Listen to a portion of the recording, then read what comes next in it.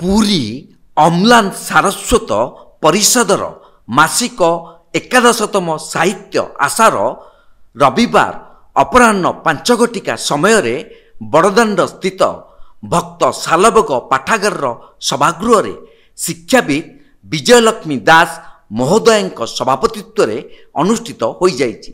ଏହି ସାହିତ୍ୟ ଆସରକୁ ଉଦ୍ଘାଟନ କରିଥିଲେ ଡାକ୍ତର ପ୍ରମିଲ କୁମାର ନନ୍ଦ। ମୁଖ୍ୟ ଅତିଥି ଭାବେ ଓଡ଼ିଆ ଭାଷା ସାହିତ୍ୟର ପ୍ରାକ୍ତନ ନିର୍ଦ୍ଦେଶକ ଡକ୍ଟର ହରପ୍ରସାଦ ମିଶ୍ର ଓ ମୁଖ୍ୟ ବକ୍ତା ଭାବେ ଶିକ୍ଷାବିତ୍ ପ୍ରଦୀପ୍ତ ରାୟ ମଞ୍ଚାସୀନ ହୋଇଥିଲେ। ପ୍ରାରମ୍ଭରେ ମାତା ଭାରତୀଙ୍କ ଶ୍ରୀପଦ ପଙ୍କଜରେ ଉପସ୍ଥିତ ସାରସ୍ୱତ ସ୍ରଷ୍ଟାବୃନ୍ଦ ଭକ୍ତି ନୈବେଦ୍ୟ ଅର୍ପଣ କରିବା ଅବସରରେ କବି ଯୋଗେଶ୍ୱର ପ୍ରହରାଜ ମାତା ସରସ୍ୱତୀଙ୍କ ଭକ୍ତି ଜଣାଣ ଗାନ କରିଥିଲେ।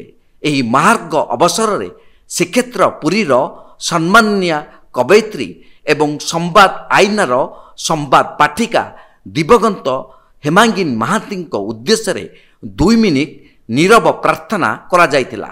ଅନୁଷ୍ଠାନର ସମ୍ପାଦକ ସୁରେଶ କୁମାର ପଟ୍ଟନାୟକ ଗତ ମାସ 29/12/2024 ତାରିଖରେ ଅନୁଷ୍ଠିତ ହୋଇଥିବା ମାସିକ 10ମ ସାହିତ୍ୟ ଆଶାରର ସମ୍ପାଦକୀୟ ବିବରଣୀ ପାଠ କରିଥିଲେ। ଏହି ଅବସରରେ ସଭାମୁଖ୍ୟ ଶ୍ରୀମତୀ ଦାସ ଓଡ଼ିଆ ଭାଷା ଉପରେ ସୁନ୍ଦର ଆଲୋକପାତ କରିଥିଲେ ଏବଂ ପରେ ମୁଖ୍ୟ ଅତିଥି ଡକ୍ଟର ମିଶ୍ର ତାଙ୍କ ବକ୍ତବ୍ୟରେ କହିଥିଲେ, ତୁମେ କବିତା ପ୍ରବନ୍ଧ ଗଳ୍ପ ଓ କାବ୍ୟ ଯାହା ବି ଲେଖୁଛ ସେ ସବୁ ଅତି ସରଳ ଓ ବୋଧଗମ୍ୟ ଏବଂ ହୃଦୟସ୍ପର୍ଶୀ ହେବା ଆବଶ୍ୟକ।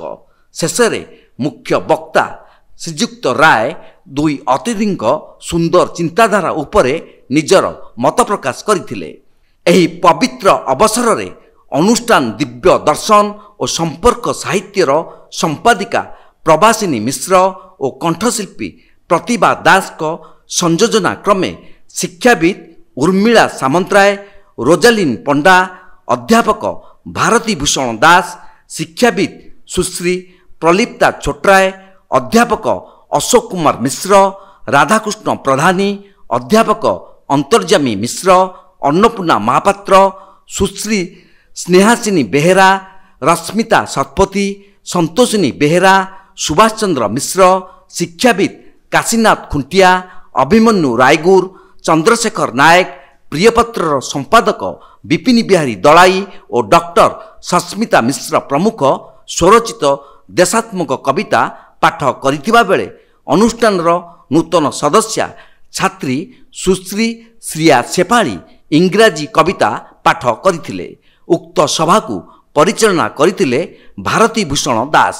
ଶେଷରେ ଧନ୍ୟବାଦ ଅର୍ପଣ କରିଥିଲେ ଅଧ୍ୟାପକ ଅଶୋକ କୁମାର ମିଶ୍ର ଏବଂ ସଭା ସାଙ୍ଗ କରିଥିଲେ ସଭାମୁଖ୍ୟ Shrimati Bijayalakshmi Das. Bureau report, Tirthakshetra live.